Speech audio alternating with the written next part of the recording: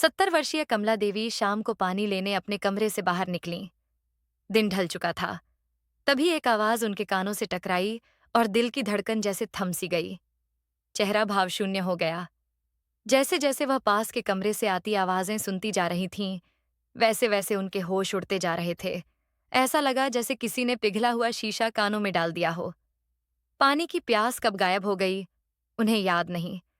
उनके भारी कदम अनायास ही वापस उनके कमरे की ओर मुड़ गए। उनकी आंखें पत्थर सी जड़ थीं, पर उनमें एक अजीब सी बेचैनी तैर रही थी। क्या हुआ कमला? पानी लेने गई थी ना? वापस बिना लाए क्यों आ गई? उनके पति रमेश लाल जी ने पूछा। लेकिन कमला देवी चुप रहीं, बिस्तर पर बैठ गईं, बिल्कुल बेजान। उनकी खामोशी असहज कर देने वाली थी। अरे कमला, बात क्या है? तबीयत ठीक है ना? रमेश लाल जी अब चिंतित हो उठे। कमला जी बिल्कुल खामोश थीं, बस आंखों से आंसू बहते जा रहे थे। कुछ पल बीते, फिर उन्होंने कांपती आवाज में कहा, मुझे नहीं जाना उस बुचड़खाने में। रमेश लाल जी सन्न रह गए। ये तुम क्या कह रही हो? होश में तो हो? किस बुचड़खाने की बात कर रही हो? और हम क्यों जाएंगे वहां? कमला देवी ने सिर उठाया। उनकी आंखें लाल थीं, जैसे सारी दुनिया का दर्द उनमें समा गया हो। कांपते होठों से उन्होंने कहा, प्रिया, वह प्रिया फोन पर बात कर रही थी, किसी के साथ। मैंने सब सुन लिया। कहते हुए कमला जी ने सारी बात बताई। दरअसल पास वाला कमरा कमला जी और रमेश लाल जी के बड़े बेटे बहू प्रिया और संजय का था। संजय उस समय घर पर नहीं था और प्रिया अपनी सहेली नेहा से बातें कर रही थी। उसकी आवाज हल्की थी, पर घर में सन्नाटा होने के कारण बाहर तक सुनाई दे रही थी। यार नेहा, तुझसे क्या छिपाऊं? दिन भर खप जाती हूं। सुबह से लेकर शाम तक एक पल की फुर्सत नहीं। पूरा दिन भाग दौड़ में निकल जाता है। बच्चों के काम, स्कूल, ट्यूशन, घर का काम और ढेर सारी जिम्मेदारियां। बाहर निकलने की फुर्सत किसे है?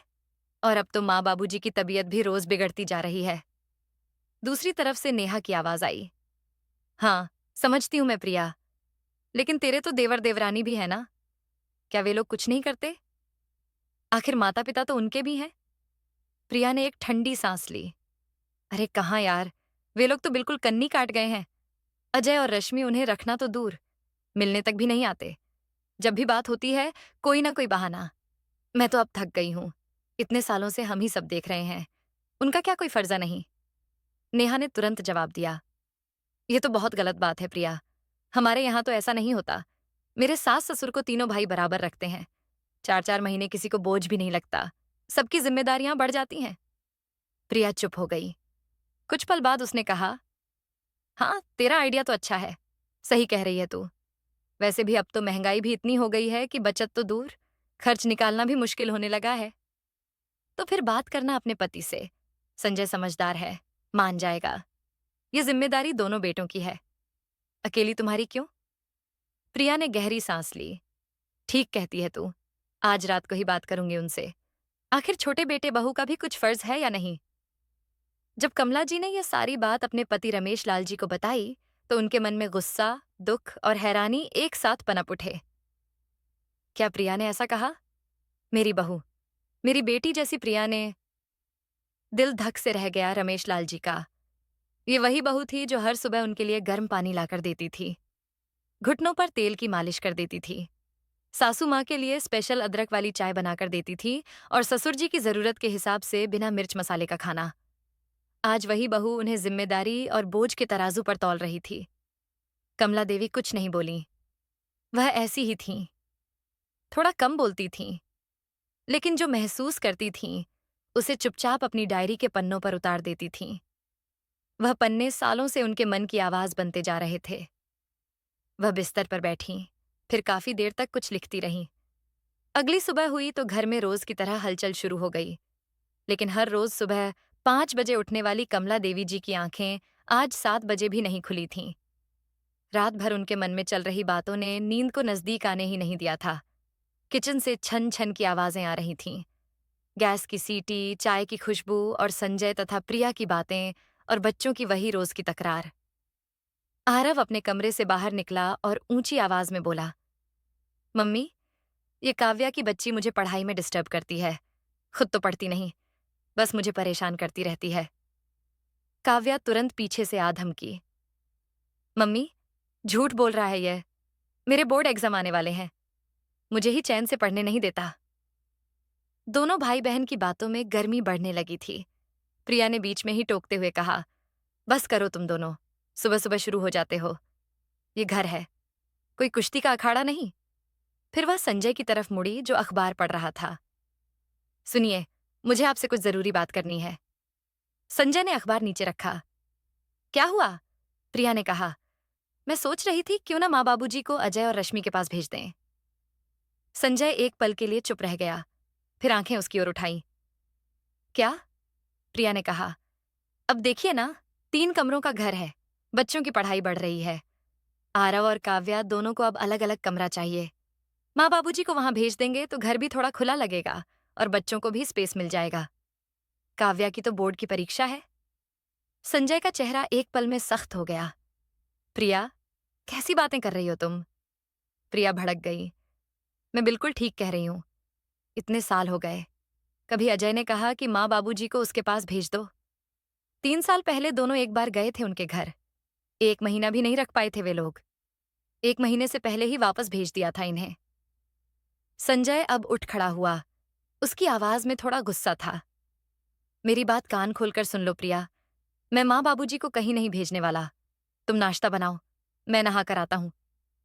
प्रिया कुछ पल खड़ी रही, जैसे उम्मीद अभी बाकी हो, लेकिन वह नहाने चला गया था।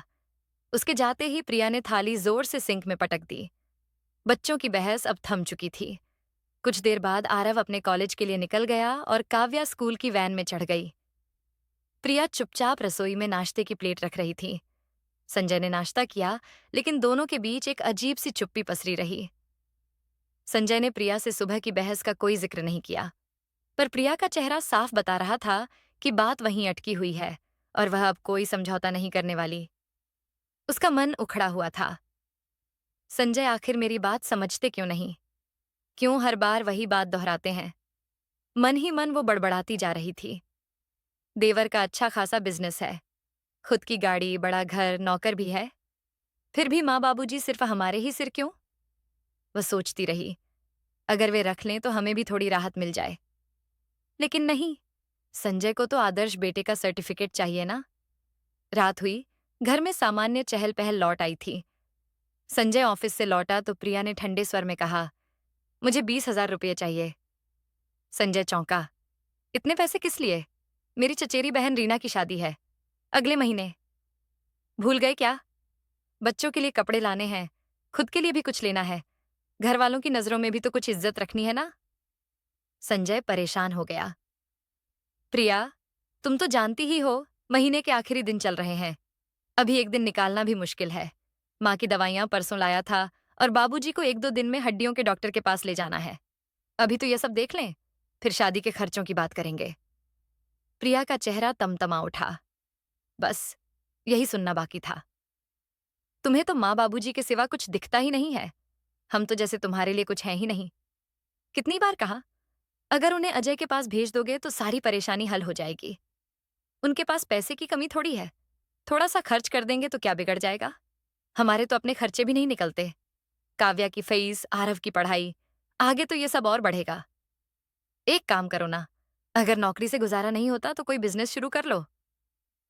तब संजय ने कहा, बिजनेस चलाना आसान नहीं है। प्रिया, जितने पैसे आ रहे हैं उनसे भी हाथ धो बैठेंगे, और क्या पता 1-2 महीनों में प्रमोशन मिल जाए, फिर सारी तकलीफें दूर हो जाएंगी। हाँ हाँ, मिल गया तुम्हें प्रमोशन और हो गई हमारी तकलीफें दूर। पिछले 3 सालों से यही सब सुनती आ रही हूं। तभी काव्या कमरे में आई। पापा, कल मुझे कंप्यूटर कोर्स की फीस जमा करवानी है। पहले ही 1 महीना लेट हो गया। प्लीज अब तो करवा दो। संजय ने सिर पकड़ लिया। अरे काव्या, कहाँ से लाऊं इतने पैसे? घर के खर्चे में ही सब निकल जाता है। माँ बाबूजी की दवाइयाँ, डॉक्टर, अब तुम्हारी फीस भी। मैं तो एक ही आदमी हूं, कितना संभालूं? काव्या का चेहरा उतर गया। प्रिया का गुस्सा अब उफान पर था। हाँ, बस यही करो। माँ बाबूजी का रोना रोते रहो। हम तो जैसे तुम्हारे कुछ लगते ही नहीं। अगर उन्हें अजय के पास भेज दो तो आधा बोझ खुद खुद हल्का हो जाएगा। संजय ने गुस्से में देखा। प्रिया, ये कोई तरीका है बात करने का? तो क्या करूं? प्रिया बोली। हर बार एक ही कहानी। माँ के लिए दवा, बाबूजी के लिए डॉक्टर और हमारी ज़रूरतें, बच्चों की पढ़ाई। मेरी भी तो कोई ज़िंदगी है संजय। क्या मैं सिर्फ सेवा के लिए बनी हूँ? संजय चुप हो गया। उसकी आंखों में एक अजीब सी बेचैनी थी। प्रिया की बातें उसके मन में चुभ रही थीं। सच तो है, वो मन ही मन सोचने लगा। मैं भी कितना खींचूं? घर का खर्चा मेरे ही कंधों पर तो है। अजय तो जैसे सब भूल ही गया है। क्या वह इतना बेपरवाह हो गया है कि अपने माँ बाप भी नहीं दिखते? उसका दिल भारी हो चला। अगली सुबह का उजाला घर में फैल चुका था, लेकिन संजय के मन में अब भी रात की उलझनें बरकरार थीं। कुछ सोचकर संजय ने जेब से फोन निकाला और अजय का नंबर डायल किया। फोन की घंटी बजी। एक बार, दो बार, और फिर अजय की आवाज आई। हाँ भैया, सब ठीक? संजय ने जबरन हल्की मुस्कान चेहरे पर ओढ़ी। सब ठीक है। अजय, तुम बताओ, कैसे चल रहा है कामकाज? बस भैया, वही भागदौड़। आजकल थोड़ा और बिजी हूं। एक प्रोजेक्ट हाथ में है। अच्छा अच्छा। संजय कुछ पल चुप रहा और फिर बात को मोड़ा। अजय, दरअसल माँ बाबूजी की बात करनी थी। प्रिया पास में खड़ी थी, चाय का प्याला थामे, हर शब्द को ध्यान से सुन रही थी, लेकिन फोन के दूसरी तरफ चुप्पी छा गई थी। फिर संजय ने स्वर को सामान्य रखते हुए कहा, माँ, कई बार तुम्हारा नाम लेती रहती हैं। बाबूजी भी कहते रहते हैं कि अजय की आवाज सुने कितने दिन हो गए। और देखो ना, प्रिया के मायके में शादी भी है। हमें जाना पड़ेगा। ऐसे में अगर तुम उन्हें अपने पास रख लो तो उन्हें भी अच्छा लगेगा। तुम्हारा घर भी बड़ा है, खुला है, तो थोड़ा बदलाव भी हो जाएगा उनके लिए। अजय ने बात सुनी पर जवाब थोड़ा सोच कर दिया। भैया, देखो, मैं तो बिल्कुल मना नहीं कर रहा, लेकिन बात यह है कि हमारा नौकर महेश गांव गया हुआ है। अकेले रश्मि से तो देखभाल नहीं हो पाएगी। माँ बाबूजी की दवा, खाना पीना, सब कुछ टाइम पर चाहिए होता है। संजय ने कुछ कहना चाहा, लेकिन अजय ने बात पूरी की। बस 3-4 दिन की बात है भैया। महेश जब गांव से वापस आ जाएगा, तब आप माँ बाबूजी को हमारे घर लेकर आ जाना। मैं उन्हें लेने नहीं आ पाऊंगा भैया। बिजनेस में इतना टाइम ही नहीं मिल रहा। तो ठीक है, मुझे बता देना, मैं छोड़ जाऊंगा माँ बाबूजी को। हाँ भैया, वही ठीक रहेगा। फिर मैं निकलता हूँ, एक क्लाइंट का कॉल है। और फोन कट गया। फोन कटते ही प्रिया कमरे में आई। चेहरे पर एक संतुष्टि थी, जैसे कोई इंतजार खत्म हुआ हो। क्या कहा अजय ने? उसने कहा, अभी नौकर नहीं है उनके पास। 3-4 दिन में आ जाएगा तो मैं उन्हें छोड़ आऊंगा, संजय ने जवाब दिया। प्रिया के चेहरे पर एक मुस्कान तैर गई। देखा, मैंने कहा था ना, अजय मान जाएगा। उधर काव्या और आरव पास के कमरे में बैठे सुन रहे थे। आरव ने हवा में हाथ उछालते हुए कहा, यस, अब मिलेगा मुझे पूरा कमरा। काव्या ने हंसते हुए उसका मुंह दबाया। चुप कर पागल, कोई सुन लेगा। फिर रुककर काव्या ने दीवार पर टिके अपने टाइम टेबल की तरफ देखा और मुस्कुराते हुए बोली, अब तो मैं अच्छे से पढ़ पाऊंगी। दादू दादी के जाने के बाद शांति से पूरा ध्यान लगा पाऊंगी पढ़ाई में। और जब तक वे वापस आएंगे, तब तक मेरे बोर्ड एग्जाम्स भी समाप्त हो चुके होंगे। आरव बेफिक्री से हंसा। और अब ना कोई टीवी कम आवाज में देखने की पाबंदी, न कोई जल्दी सोने का झंझट। दोनों बच्चे हंसते बतियाते कमरे से बाहर निकले। तभी एकाएक उनकी माँ प्रिया की आवाज उनके कानों से टकराई। वो संजय से बात कर रही थी। जब तुम माँ बाबूजी को अजय के घर छोड़कर आओगे तो दोबारा उन्हें वापस लाने का नाम मत लेना। इतने साल हमने उनकी जिम्मेदारी उठाई है और अब बारी उनकी है। अजय और रश्मि को ही उन्हें वहां रखने देना। काव्या और आरव ठिठक गए। दोनों ने एक दूसरे की ओर देखा, जैसे कोई बिजली का झटका लगा हो। हमेशा के लिए? दादू दादी हमेशा के लिए वहां रहेंगे? आरव ने फुसफुसाते हुए कहा। उसकी आंखें हैरानी से फैली थीं। काव्या का चेहरा भी मुरझा गया। लेकिन दादू दादी को तो वहां बिल्कुल अच्छा नहीं लगता। उनका मन नहीं लगेगा वहां। मुझे याद है पिछली बार वे जब गए थे तो मुझसे कहा था कि दिल घबरा जाता है। वहां सब कुछ अजनबी लगता है। अब दोनों बच्चों के चेहरों की चमक कहीं गायब हो चुकी थी। दादू दादी के बारे में सोचकर उनका दिल बैठा जा रहा था। उधर संजय माँ बाबूजी के कमरे की ओर बढ़ा। उसके मन पर जैसे कोई भारी पत्थर रखा महसूस हो रहा था। उसे पता था कि यह बात माँ बाबूजी को चुभेगी, लेकिन वह भी मजबूर था। अंदर से कमला देवी की खांसने की आवाज आ रही थी। उसने दरवाजा खटखटाया। रमेश लाल जी बोले, आजा बेटा, दरवाजा खुला है। संजय ने कमरे में दाखिल होते ही रोज की तरह मुस्कुराने की कोशिश की। पहले कुछ औपचारिक बातें की। माँ, तबीयत कैसी है? दवाइयाँ उस समय पर ली है ना? कमला देवी ने हल्का सा सिर हिलाया।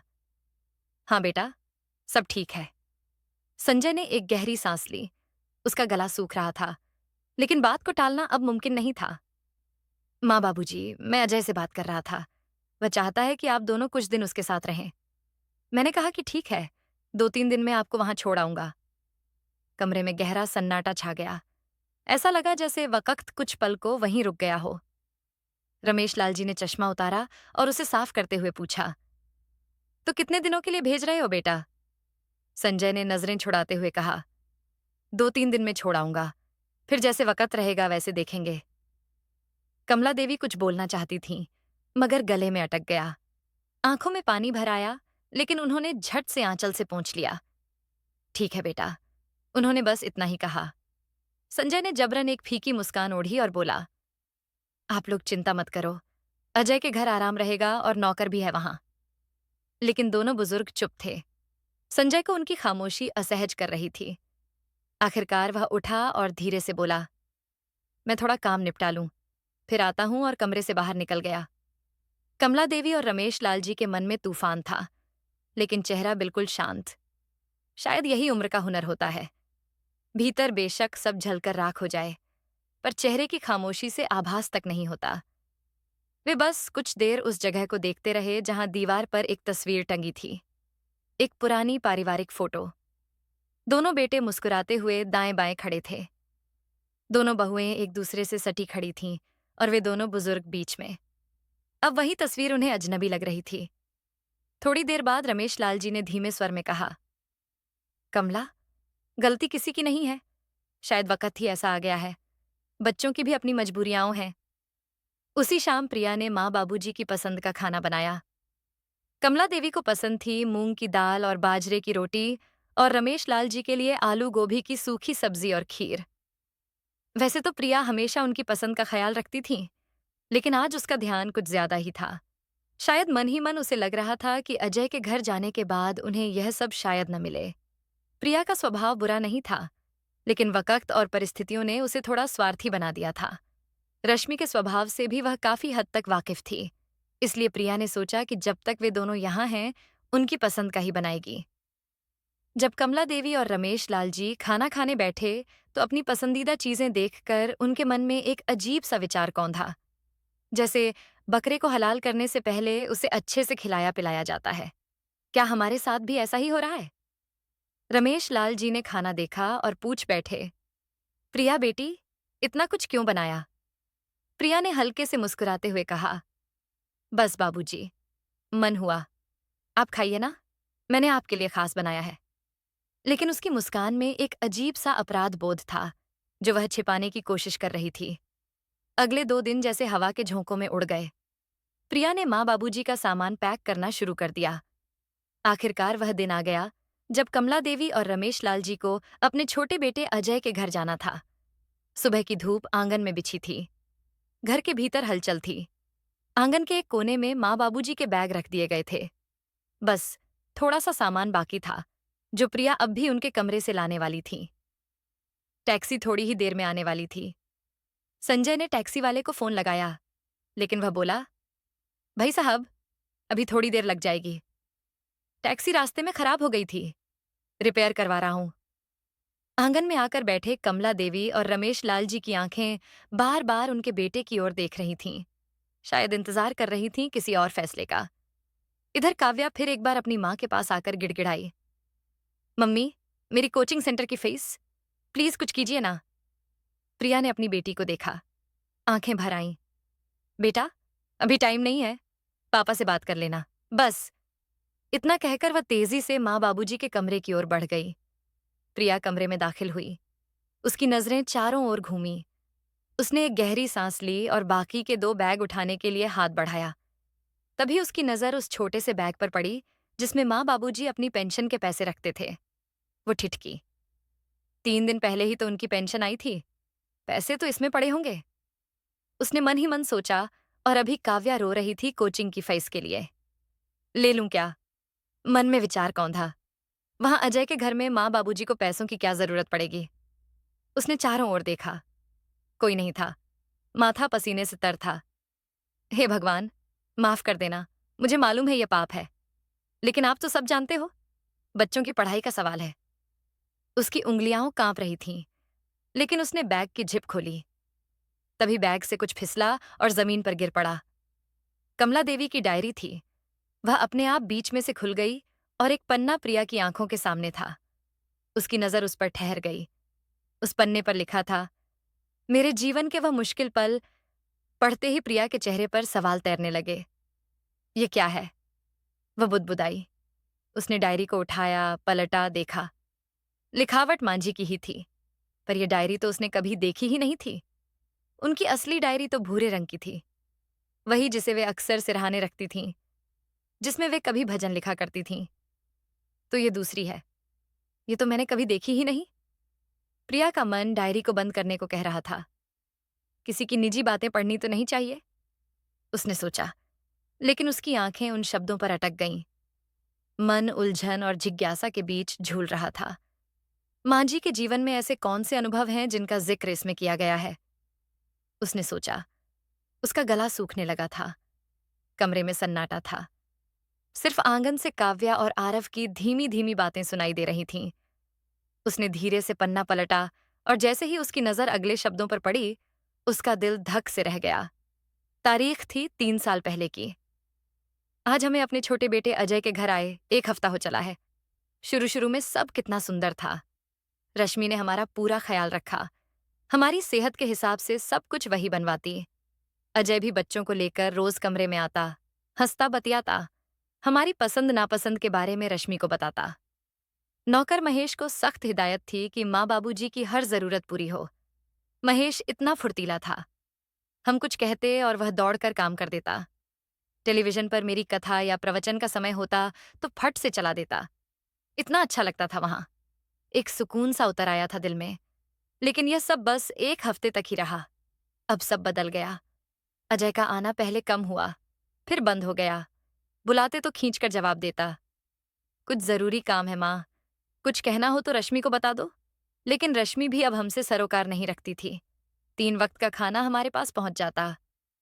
कभी वह खुद लाती तो कभी महेश के हाथ भिजवाती। लेकिन उसकी आंखों में अब वह गर्मजोशी गायब थी जो पहले थी।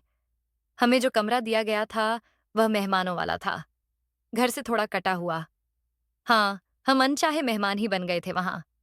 अब हम किसी जरूरत के लिए आवाज लगाते तो महेश भी सुनकर अनसुना कर देता। उसका भी क्या कसूर? वह तो देख रहा था, जब मालिक मालकिन ही माँ बाप की फिक्र नहीं करते, उल्टे उनकी आवाज सुनकर भी चिढ़ते हैं, तो उसे क्या जरूरत थी हमारा ख्याल रखने की? पढ़ते पढ़ते प्रिया का मन अपराध बोध से भर उठा। वो आगे पढ़ने लगी। तभी बाहर से आवाज आई, प्रिया, माँ बाबूजी की दवा का समय हो गया है, पानी लाना तो। जी अभी लाई, प्रिया ने जवाब दिया और दौड़कर पानी ले आई। जब प्रिया पानी लेकर उनके पास गई तो उसने ध्यान से अपने सास ससुर की ओर देखा।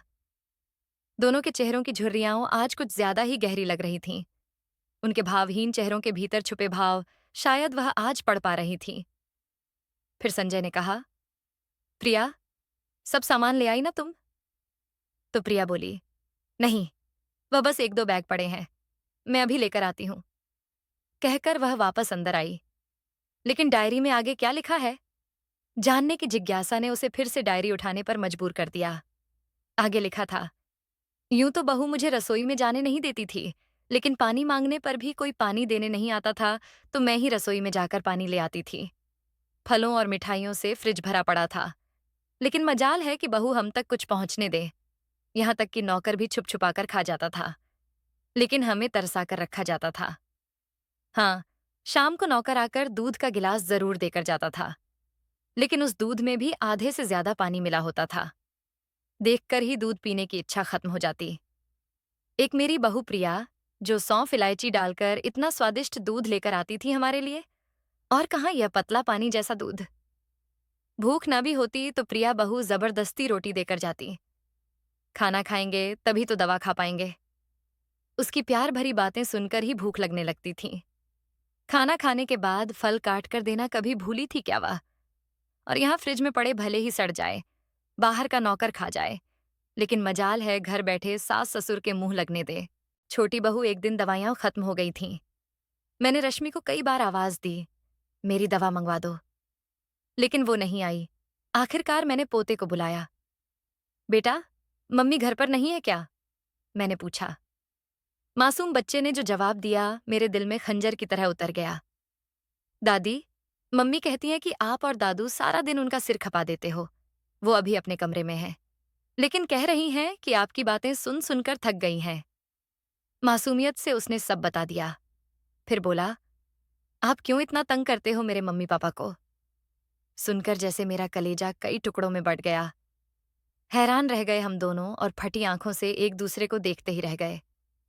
उस छोटे से बच्चे को भी इतना कुछ सिखा दिया उन लोगों ने। पोता तो अपनी बात कहकर निकल गया। इधर रमेश लाल जी मुझसे बोले, वह तो बच्चा है कमला, अपनी माँ से जो सीखेगा तोते की तरह बोल देगा। और वैसे भी हमारा अपना बेटा ही जब हमारी सेवा को बोझ समझे, हमसे पीछा छुड़ाने का सोचे, हमसे दूर भागे तो फिर उसकी पत्नी को क्या परवाह होगी हमारी। अब मैंने भी मन ही मन ठान लिया कि अब और नहीं। संजय का फोन अक्सर आता रहता था हालचाल पूछने के लिए, लेकिन मैंने उसे कभी नहीं बताया था कि हम यहाँ कितनी परेशानी में हैं। मन नहीं चाहता था कि उसे परेशान करें, पर अब मेरा सब्र टूट चुका था। मैंने सोच लिया, अगली बार संजय का फोन आएगा तो मैं उससे कहूंगी कि हमें यहां से ले जाए। लेकिन अगले दिन कुछ ऐसा हुआ जिसे देखकर यकीन करना मुश्किल हो गया। सुबह सुबह रश्मि खुद हमारे कमरे में आई। उसके हाथ में दूध का गिलास था। लीजिए बाबूजी, उसने कहा, दूध पी लीजिए। मैंने गिलास की ओर देखा और मेरी आंखें हैरानी से फैल गईं। दूध पर मलाई थी, गाढ़ा, साफ, बिना पानी मिला हुआ। इतने दिन बाद ऐसा दूध देखकर मुझे अपनी आंखों पर यकीन नहीं हुआ। रश्मि गिलास रखकर चली गई। मैं और रमेश लाल जी चुप थे। तभी बाहर पोतों की आवाज आई। वे दोनों खेल रहे थे। खेलते खेलते बड़े ने छोटे से कहा, अरे आज मम्मी ने महेश काका को खूब डांटा। क्यों डांटा? छोटे ने हैरानी से पूछा। अरे वो रसोई का दरवाजा खुला छोड़ गए थे। बिल्ली अंदर घुस आई थी। सच्ची? छोटे ने आंखें फैलाकर कहा। हाँ, बड़ा हंसते हुए बोला। अच्छा हुआ, वरना हमें वह दूध पीना पड़ता। बिल्ली ने तो सारा दूध झूठा कर दिया। अरे फिर तो मजा आ गया। छोटा चहक उठा। दोनों एक दूसरे को ताली मारने लगे और उनकी हंसी कमरे तक गूंज रही थी। मुझे समझते देर न लगी कि आज यह मेहरबानी क्यों। वो दूध जो बिल्ली ने झूठा कर दिया था, वह हमें परोसा गया था। मेरे मन में घृणा और दुख का तूफान उठा। यह इज्जत थी हमारी कि हमें जानवरों का झूठा दूध दे दिया जाए। उसी समय मैंने रश्मि को आवाज दी। रमेश लाल जी मुझे मना कर रहे थे। कमला, रहने दे, बस 2-4 दिन की बात है। संजय का फोन आएगा और हम यहां से चले जाएंगे। क्या जरूरत है अब कुछ कहने की? लेकिन मेरे लिए यह बर्दाश्त की हद से बाहर था। मेरा मन चीख रहा था। यह सिर्फ दूध की बात नहीं थी, ये उस तिरस्कार की बात थी जो हम हर पल झेल रहे थे। मैंने फिर से आवाज दी, रश्मि, रश्मि बहू। वह अपने कमरे में जाकर बैठी ही थी कि मेरी आवाज सुनकर वह तमतमाती हुई बाहर निकली। क्या है? उसकी आवाज में खींच थी, जैसे मैंने कोई गुनाह कर दिया हो। क्यों सारा दिन मेरे नाम की माला जपते रहते हैं आप? आपको कोई काम नहीं है, लेकिन मुझे तो है। मैं हैरान थी। एक तो चोरी, ऊपर से सीना जोरी। उसका लहजा मेरे दिल को और चुभ गया, लेकिन मैंने गुस्से को पी लिया।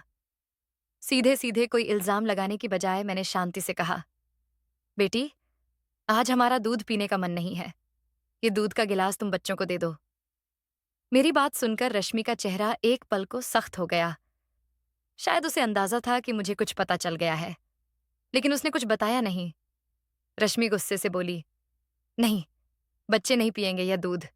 अभी उनका दूध पीने का टाइम नहीं हुआ। मैंने उसकी आंखों में देखा। उसका गुस्सा मुझे और भड़का रहा था। अरे तो क्या हुआ? बढ़ता शरीर है, दूध तो फायदा ही देगा। और फिर मैंने बाहर खेल रहे पोतों को आवाज दी, अरे बेटा, इधर आओ। दोनों बच्चे दौड़ते हुए कमरे में आए। उनकी आंखें उत्साह से चमक रही थीं। मैंने बड़े पोते की ओर गिलास बढ़ाया। ये लो बेटा, दूध पी लो। तुम्हारी दादी का आज पीने का मन नहीं है। मेरी बात अभी पूरी भी नहीं हुई थी कि रश्मि ने अंगारे जैसी आंखों से मेरी ओर देखा। मैंने कहा था ना, बच्चे नहीं पिएंगे। उसकी आवाज में अब खींच के साथ साथ एक अजीब सा डर था। मैंने उसकी आंखों में झांका और धीरे से कहा, क्यों? क्योंकि यह बिल्ली का झूठा दूध है, इसलिए ना? रश्मि सकपका गई। उसके चेहरे से जैसे रंग उड़ गया। नहीं तो, उसने हकलाते हुए कहा, लेकिन उसकी आंखें उसके झूठ को बयां कर रही थीं। तो फिर पीने दो बच्चों को ये दूध, मैंने शांत लेकिन दृढ़ स्वर में कहा। मेरी बात सुनकर रश्मि का चेहरा लाल हो गया। वह एकदम से मेरी ओर बढ़ी और पूरी ताकत के साथ मेरे हाथ से गिलास छीन लिया। अगले ही पल उसने गिलास जमीन पर दे मारा। कमरे में दूध बिखर गया और कांच के टुकड़े फर्श पर फैल गए। बच्चे डर के मारे पीछे हट गए, लेकिन रश्मि यहीं नहीं रुकी। उसने मुझे जो खरी खोटी सुनाई वह मेरे दिल को चीर गई। आपको शर्म नहीं आती? सारा दिन बस यही ड्रामे करती रहती हैं। हमें चैन से जीने नहीं देती। मेरे घर में मुझ पर ही रौब जमाती है, मेरा अपमान करती है। अब देखो, मैं क्या करती हूँ। मैं स्तब्ध थी। उसका हर शब्द मेरे मन को छलनी कर रहा था। वो पैर पटकती हुई कमरे से बाहर निकल गई। उसका चेहरा आग की लपटों की तरह ढक रहा था। बच्चे अब भी वहीं चुपचाप खड़े थे। उन्हें कुछ समझ नहीं आ रहा था, लेकिन अचानक उठे तूफान की आहट से वे डरे हुए थे। रमेश लाल जी अपनी भीगी आंखें छुपा रहे थे। कमरे में जाकर रश्मि ने शायद अजय को फोन कर दिया।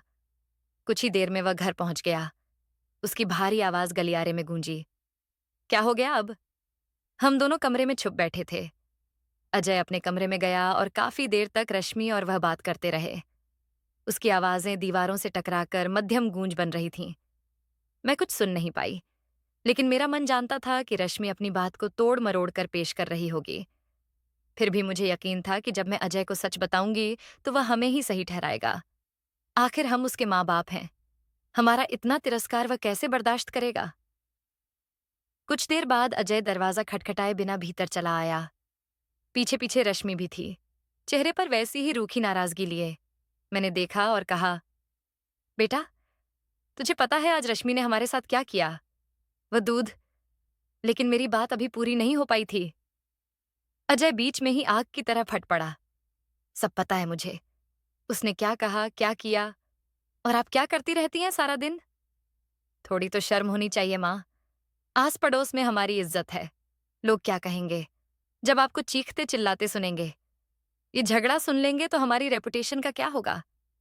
उसने जो कहा वह शब्द नहीं थे, छुरियां थीं। उसके शब्द मेरे कानों में गूंजे और फिर जैसे सब कुछ ठहर गया। मेरा दिमाग सुन्न हो गया। ये वही बेटा था जिसके लिए मैंने रात रात जाग कर दुआएं मांगी थीं, जिसकी उच्च शिक्षा के लिए हमने अपनी जमीन तक बेच दी थी, अपनी हर खुशी कुर्बान कर दी थी, केवल इसलिए कि वह सेटल हो जाए। लेकिन उसने मैं दुआ कर रही थी कि किसी तरह जमीन फट जाए और मैं उसमें समा जाऊं। जब अपनी ही औलाद अपनी ना रही तो और किसी को कैसे दोष दे सकती थी? मुझे याद नहीं उसने क्या क्या कहा, क्या क्या सुनाया।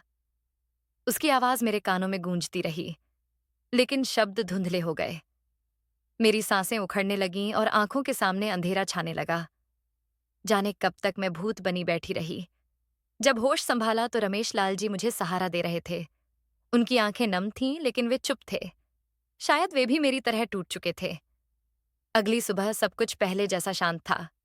ऐसा प्रतीत हो रहा था जैसे कोई तूफान आकर गुजर गया हो।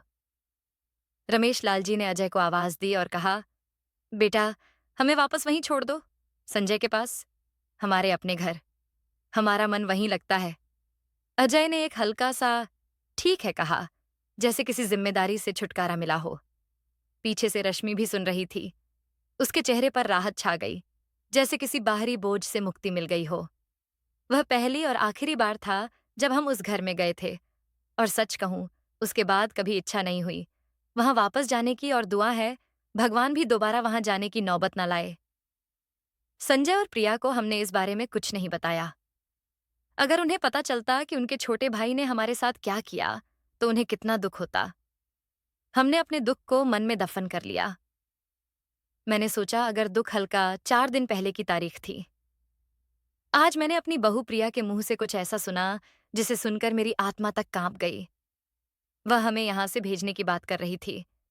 मैं जानती हूं यह उसका गुस्सा नहीं था। यह उसकी मजबूरी थी जो शब्दों की शक्ल लेकर बाहर निकल आई। लेकिन उस एक पल ने मुझे भीतर से तोड़ दिया। आज संजय ने भी बातों में कह दिया, माँ, अब आप लोग अजय के पास चले जाइए। और मैं समझ गई कि फैसला हो चुका है। मैं नहीं जानती कि हम वहां रश्मि और अजय की बेरुखी को, रश्मि की तीखी बातों को और उस उपेक्षा को कैसे सहन करेंगे, लेकिन जो भगवान को मंजूर। संजय और प्रिया की भी अपनी मजबूरियां हैं। मेरा संजय कितना प्यारा बच्चा है। अपनी हर परेशानी को वह खुद अपने कंधों पर ले लेता है, लेकिन किसी और को तकलीफ नहीं होने देता। और मेरी प्रिया, ऐसी बहू तो नसीब वालों को मिलती है। न जाने कौन से पुण्य किए थे पिछले जन्म में जो प्रिया हमारी बहू बनकर आई। जानती हूं उसकी जिंदगी आसान नहीं है। बच्चों की पढ़ाई, घर का खर्चा, हमारी दवाइयां, डॉक्टर की फीस का खर्च और पूरा घर, वह सब अकेले संभालती है। कभी कभी सारी परेशानियों से उसका मन भारी हो जाता है, लेकिन वह फिर भी हमें प्यार देती है। मैं बस दुआ करती हूँ कि मेरे संजय और प्रिया, मेरी काव्या, मेरा आरव, सब हंसते रहे हमेशा के लिए। अगर हमारे जाने से उनका बोझ हल्का होगा तो हम चले जाएंगे। बस इतना चाहती हूँ कि भगवान मेरे बच्चों को हमेशा खुश रखे, उन्हें सारी परेशानियों से उबार दे। एक माँ का आशीर्वाद है। प्रिया की सांसें जैसे रुक गई थीं। उसका गला भरा हुआ था। वह कुर्सी पर बैठ गई, आंखों से चेहरा ढक लिया। उसके भीतर सवाल गूंजने लगे। क्या अपने सुख के लिए माँ बाप का त्याग वाजिब है? क्या वे सच में बोझ बन गए हैं, या हम ही संवेदनहीन हो गए हैं? हाँ, उनके इलाज का खर्चा भारी था। हाँ, कभी कभी बच्चों के लिए बहुत कुछ चाहकर भी नहीं कर पाती थी, लेकिन उनकी सेवा करके जो आशीर्वाद मिलता था, उस आशीर्वाद से जो सुकून मेरे दिल को मिलता था, क्या उस सुकून का कोई मूल्य हो सकता है? इधर बाहर आंगन में खड़े आरव और काव्या चुप थे। न मुस्कान थी, न शरारत। सिर्फ एक गहरी निगाह थी जो दादा दादी के उस चेहरे को पढ़ रही थी जिसमें लाचारी, थकान और मौन की तकलीफें उतर आई थीं। टैक्सी बाहर खड़ी थी। सामान रखा जा चुका था। संजय बाहर निकल कर आया था। प्रिया को आवाज दी। प्रिया, आ जाओ, टैक्सी आ गई है। कमला जी और रमेश लाल जी ने खड़े होकर बेचैन नजर से अपने घर की ओर निहारा, जहां उन्होंने पूरी जिंदगी बिताई थी। तभी कमरे से बाहर आई प्रिया भीगे चेहरे के साथ कुछ पल दरवाजे पर ही खड़ी रही। फिर आवाज दी, माँ। तो कमला देवी रुआंसी आवाज में बोली, आजा बेटी, तेरा इंतजार कर रही थी। कहते हुए उन्होंने अपना हाथ आशीर्वाद के लिए आगे बढ़ाया, लेकिन प्रिया दौड़ी दौड़ी आई और भरी आंखें लिए अपनी सासू माँ को अपनी बाहों में भर लिया। फूट फूट कर रो पड़ी वो। मन के भीतर की गांठ खुल चुकी थी।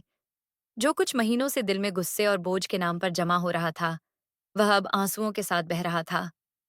आप लोग कहीं नहीं जाएंगे, यहीं रहेंगे हमारे पास।